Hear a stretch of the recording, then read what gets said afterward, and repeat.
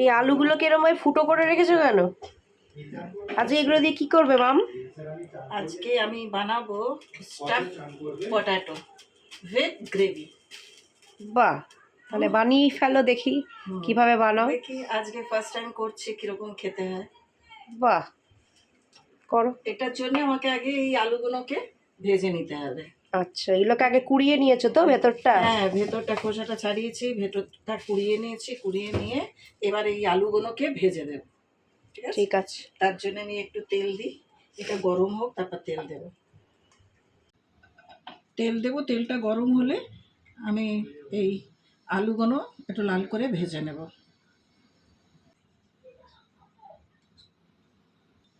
আমি vegetable oil দিয়েছি, আপনারা চাইলে সর্ষে তেলে করতে পারেন।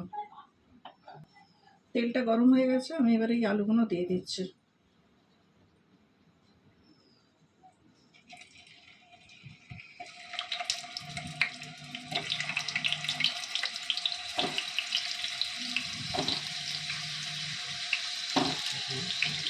স্টাফ পটেটো বানাবো, তার জন্য আমাকে একটু গ্রেভি বানাতে হবে। তো আমি এখানে একটু পেঁয়াজ দিলাম, পেঁয়াজ কেটে রেখেছিলাম, অল্প একটু পেঁয়াজ দিলাম। একটু টমেটো কেটে রেখেছিলাম, দুটো দিচ্ছি। একটু কাজু দিচ্ছি, একটু আলমন্ড বাদাম দিচ্ছি। খুব সামান্য আমি রসুন দিলাম, আদা বাটা দিলাম, দিয়ে এটা খুব মিহিন করে একটা মশলাটা পেস্ট করব। আলুটাকে একটু লালচে লালচে করে ভেজে নেব।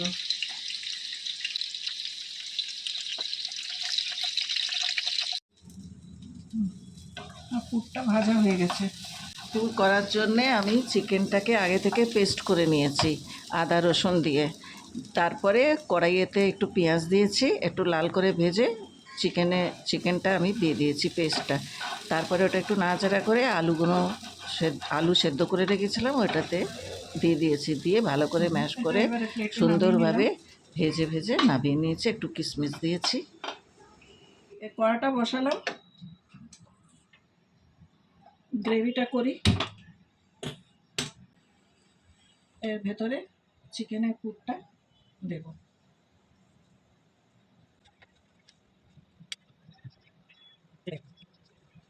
দুগুলো ভেজেছিলাম, তেলটা দিয়ে দিলাম, গ্রেভি বানাবো বলে যে মশলাটা বানিয়েছিলাম ওই পেস্টটা দিয়ে দিলাম।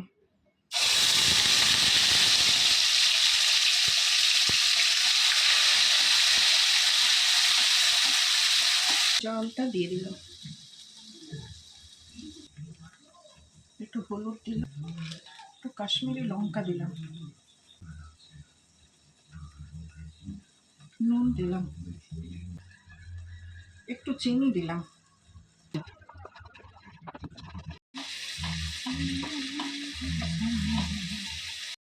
দইটা দিতে ভুলে গেছি, আপনারা যখন মশলাটা কষবেন না তখন দইটা দিয়ে দেবেন। আমি দইটা ফাটিয়ে রেখেছি।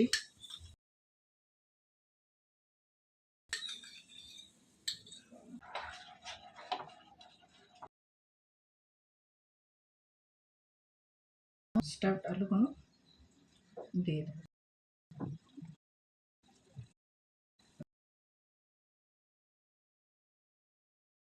দেখি এবার সেদ্ধ হয়েছে কিনা আলুগুলো।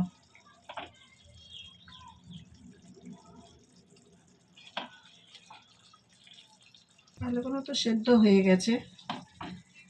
একটু